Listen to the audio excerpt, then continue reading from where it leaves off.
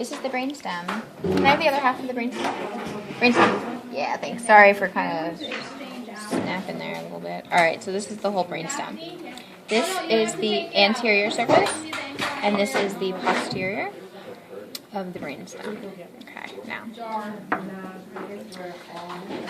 This is the thalamus, this egg-shaped, and then the yolk of the egg is the intermediate mass, okay? Intermediate mass on the thalamus. This is the choroid plexus. The hypothalamus is inferior to the bird's beak. I don't think we can see it though. Yeah. We can't see the hypothalamus, but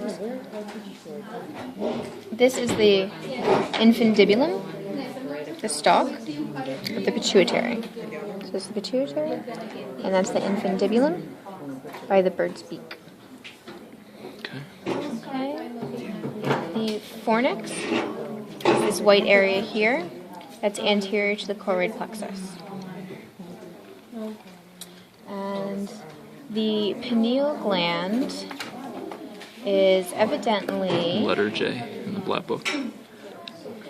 This kind of, to use Brittany's observation, the clitoris-looking section here at the posterior section is the pineal gland. It looks like it's at the back of the choroid plexus. This may or may not be the case, but that's what we're going with for now. Okay, the optic chasm is where the optic nerve crisscrosses. Okay, so if I put these together, you can see the way these are going in, they crisscross right at that point in there, which is the optic chasm, okay, where the crisscross occurs. This is the midbrain. This is the anterior surface, is a part of the midbrain. This is the posterior part of the midbrain. There are this whole thing here, these four, is the corpora quadrigemina.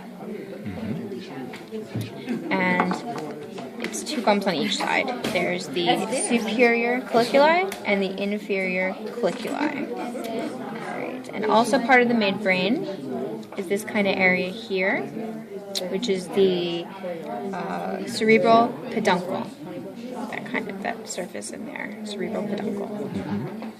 The pons is the large bulge there, and it has the trigeminal nerve on the lateral side.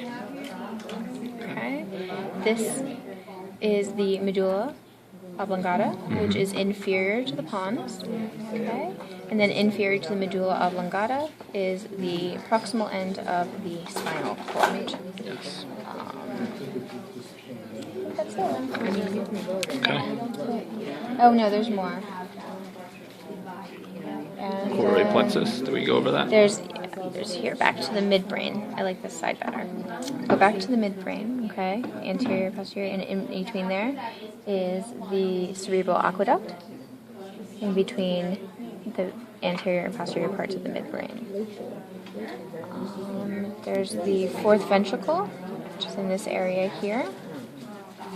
Okay. It's a space filled with CSF. Cervical, spinal. I think that's most of it. This is the optic nerve number 2, obviously. Or cerebral, sorry, not cervical. But yeah, the optic cranial nerve number 2, right by the optic chasm. And the optic tract is kind of like on this inside part here. Kind of like on the cerebral peduncle. And that's it. That's all of them. That's Awesome. all she wrote. Brainstem. Cool.